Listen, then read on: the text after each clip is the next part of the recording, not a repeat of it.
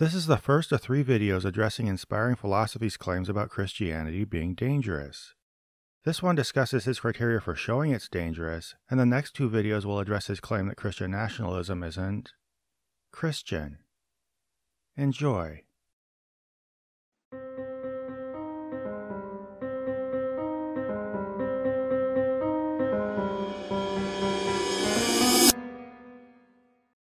Recently, a YouTuber called Inspiring Philosophy has been making a lot of arguments about why Christianity is not harmful. If you want, you can check out these videos in which I address this without speaking directly to his arguments. Generally, his approach is to make carefully curated lists of studies supposedly indicating positive effects of Christianity and good things done by members of the religion. Now, I just don't find this fruitful, just as I don't find it fruitful for atheists to point to specific instances of things like low atheist populations in prisons or living conditions in secular nations versus religious ones. All these are so potentially cherry-picked, so tainted with other contributing factors, and so subject to counterexamples that it's hard to use this data to show an ideology is dangerous. As alluded to in the dart playing analogy at the end of my Inherent Dangers of Christianity video, it's more informative to look at how the belief system produces ideas and prompts behavior. So to that end, I'm going to forgo the endless game of whack-a-mole with every rapid-fire study and factoid Inspiring Philosophy can bring up, and instead analyze a presentation from his debate with Holy Kool-Aid, where he sets the actual terms whereby he wants to argue whether Christianity is dangerous. It's brief, but it tells us a lot. To show Christianity is dangerous or causes harm, you have to need to find a place in the Bible where you think there's a negative quality taught, then show this verse actually means how you interpret it. Most Christians agree this is how to properly interpret that, and then show evidence this belief results in horrible effects in society and individuals. Now, this is obviously wrong-headed on every conceivable level. First off, this just isn't how you assess whether something is dangerous. Something is dangerous by definition if it's able to or likely to cause harm. Now, I'm not for splitting hairs over dictionary definitions, but it's pretty safe to say that that's what most people mean when they say something is dangerous. Gasoline is a dangerous substance, despite the fact that a lot of people use it safely. Riding a motorcycle without a helmet is dangerous, despite the fact that when I was young and dumb I did it all the time without getting hurt. Why? Because there's a significant risk of something going wrong regardless of whether it always does. Yet Inspiring Philosophy sets the terms for showing Christianity as dangerous by, strangely enough, actually lining up a series of risks posed by practicing it. These are Risk 1, that the Bible says something bad, Risk 2, that Christians interpret it to mean something bad, and Risk 3, that their understanding of the Bible leads them to do bad things. And he says that to demonstrate Christianity is dangerous, we need to show that these bad things will happen.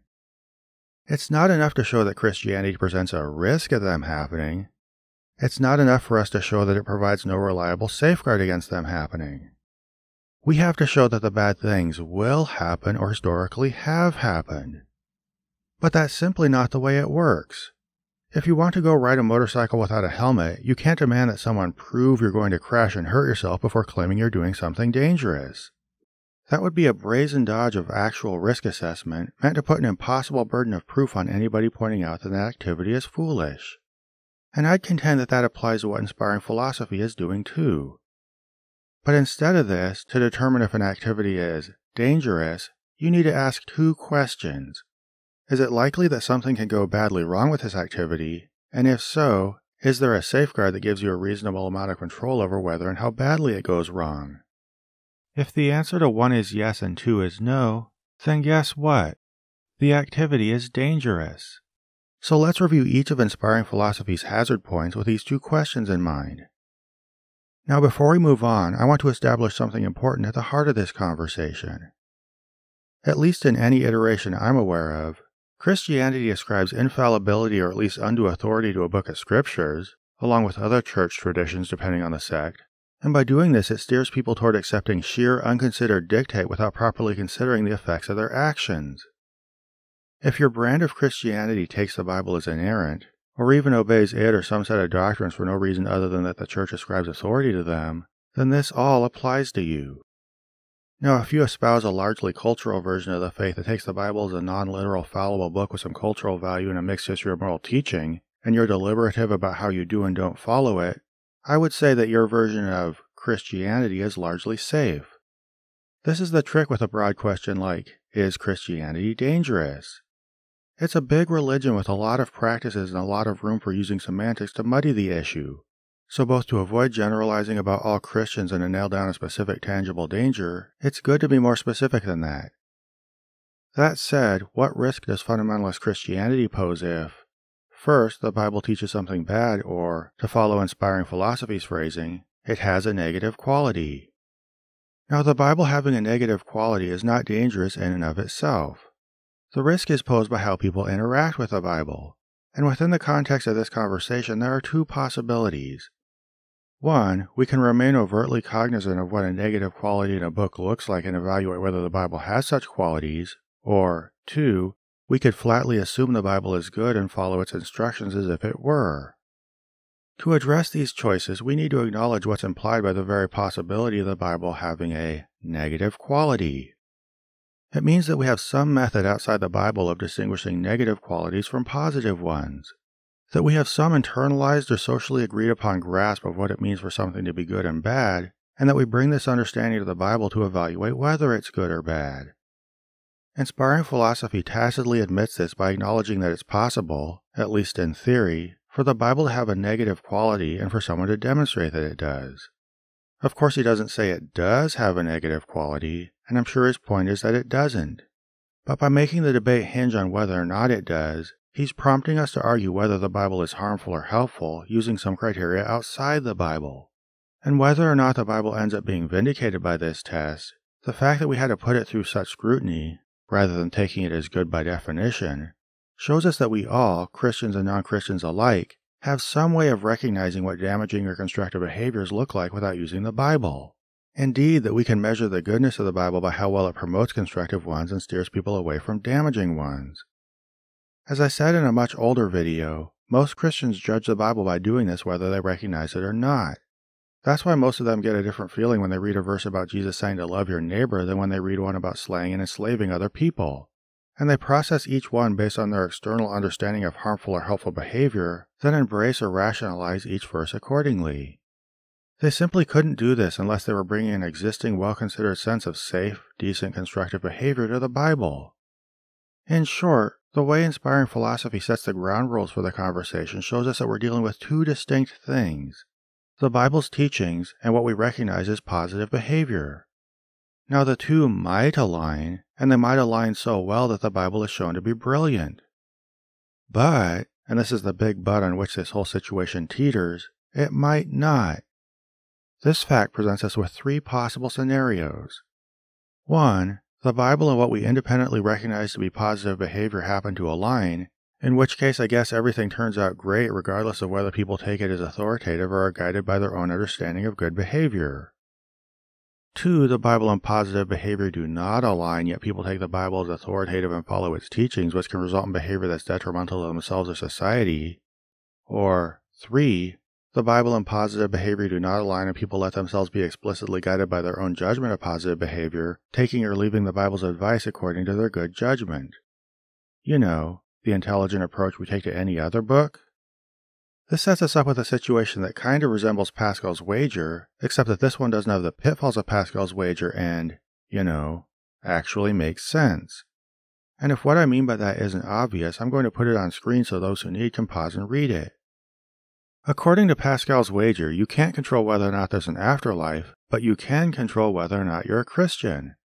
So if you are a Christian, then you gain a lot if there is a Christian afterlife and lose nothing, at least after death, if there is not. But if you are not a Christian, then you lose a ton if there is a Christian afterlife and gain nothing if there is not. In the same way, we can't control whether or not the Bible aligns with positive behavior, but we can control whether or not to take it as authoritative. So if you don't take the Bible as authoritative, then you gain a lot if it does not align with positive behavior and lose nothing if it does. However, if you do take the Bible as authoritative, then you lose a ton if it does not align with positive behavior and gain nothing if it does. So I guess from now on we can call this Zod's wager. Sure, that's super corny and I know I'll take a lot of grief for it with people nitpicking the specifics and wondering why I criticize Pascal's wager yet use similar sounding logic here, but the point is clear. Not taking the Bible as authoritative can land you on 1 or 3, both of which are fine. You skeptically analyze the Bible as you would any other book and recognize its good or bad qualities and treat it accordingly. No harm in either situation. However, if you take the Bible as authoritative, you can end up in either one or two depending on the nature of the Bible. The mere risk of this does count as danger.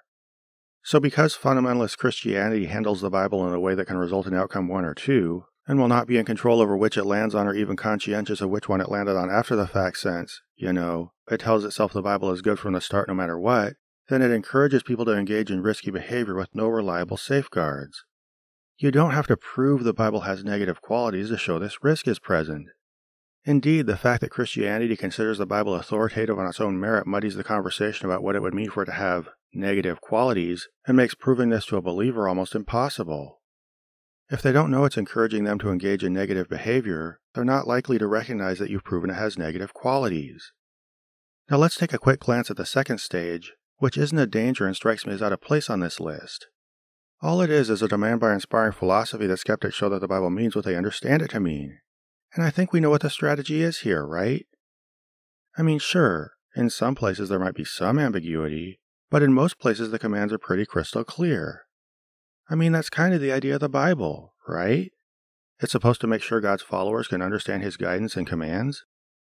Really, all this step does, by design or not, is give Christians an out whenever skeptics point out a problematic passage. If you show them where the Bible says Hebrews can own slaves for life and beat them, then the Christian can demand that you prove the Bible actually means the exact thing you showed it said. Basically, this step codifies a method apologists use to bring conversations to a grinding halt over semantics. But let's just concede that, sure, the Bible's instructions are so unclear that we skeptics are likely to misunderstand them. That we're running around missing the broader context and using bad exegesis and all that stuff like apologists say we do. Well, this possibility is a double-edged sword, because if the Bible's the kind of book that can be this easily misunderstood by skeptics, then is it not equally capable of being misunderstood by Christians? Are all Christians who read the Bible equally brushed up on all the reading techniques that apologists say we lack when we approach the Bible? Are they all versed in expert exegesis or being instructed by someone who is? Or if the problem isn't our expertise but our attitudes, are Christians' hearts so pure that they aren't misunderstanding the Bible for the same reason to varying degrees? See, the combined demands that we show the Bible means what we think it does, and that most Christians interpret it the same way, is not a hurdle we need to get over to show Christianity as dangerous, but rather a second potential point of failure that can result in it becoming dangerous. In the first danger point, the Bible might teach something good or it might teach something bad. In this second one, even if it did teach something good, there's a possibility that a Christian might understand it to mean something bad. So Christianity could get past Dilemma 1 safely and still pose a dangerous risk. Of course, the Bible could teach something bad yet Christians understand it to mean something good. For example, it could teach that owning and beating slaves is okay yet Christians could lead themselves to mean it doesn't say what it said. But I don't trust some nebulous combination of poor reading comprehension and cognitive dissonance to reliably produce this kind of result on every possible negative teaching. Regardless of whether the Bible teaches good or bad, if Christianity teaches a huge population of people that it's God's perfect inerrant word and that they are personally responsible for reading it and applying its teachings to their life, then we're sitting on a veritable powder keg of possibilities for how these people, coming at the Bible from literally all cognitive and educational levels with wildly varying cultural predispositions, are going to understand it and act on it. And let's address his statement that we need to show most Christians interpret the Bible in a negative way. This is simply false. It takes no imagination to see how just 10% of Christians radicalized by some dangerous belief they took from the Bible would be a problem. I mean, look at how few people in the U.S. had to believe the Bible allowed for slavery to lead to a very dire situation. Hell, even microscopic pockets of fringe communities taking severe teachings from the Bible could cause miserable conditions for many of its members, especially wives and children. So not only do I not buy this most thing, but I take it to be an escape clause inspiring philosophy wrote into this formula to give him the opportunity to dodge literally any example we could point to of Christians gathering and acting on negative interpretations of the Bible. By his design or not, this is actually at the heart of what inspiring philosophy's framing does to the conversation moving forward. He not only gives us an absurd burden of proof for showing something is a danger, but he throws in qualifying words such as most Christians and horrible effects that give apologists every semantic way out of acknowledging we've met that burden. If we show something harmful was being done, was it being done by enough Christians to count as most? And by the way, were they true believers? And even if we could somehow clear that bar, do the effects warrant being called horrible? This gives him room to split hairs over what is and is not actual Christianity. As we'll see in his video on Christian nationalism, he constantly distinguishes what he sees as Christianity from various forms of false Christian practice, a strategy supported by the demands he made in this presentation. When you have to show that Christianity not only can but does cause damage, but these people weren't true Christians and neither were those ones or those ones, oh, and by the way, most of the good stuff in society came from the true Christians, the conversation's been set up so that you simply can't win. But here's the thing. I don't trust the process of arguing from theology or biblical interpretation or someone's sense of what's orthodox to determine who is the true Christian or whatever, or to lead to positive behavior.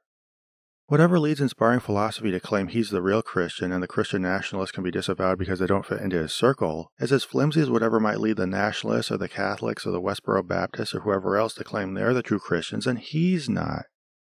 They all do that and all feel equally justified because this second point of failure can lead Christians to believe literally anything and feel totally justified. And there's no reliable way of deciding who's right about what God wants. The fact that Christianity rests on such a tenuous process of dividing dubious knowledge that informs people's behavior absolutely makes it dangerous.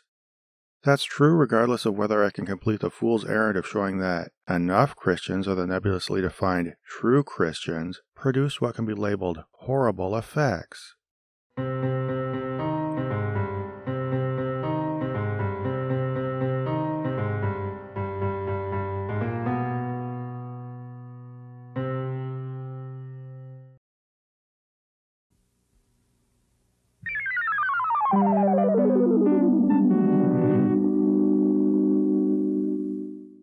This program was made possible by a grant from John Adams, Bob Generic, Maggie Danger, S.R. Foxley, Daniel Bostet, Magnus Holmgren, Arisma Zaramp, and Q, and by the generous support of viewers like you. If you'd like to join them in pledging to this channel, please find a link to the Prophet of Zod Patreon below.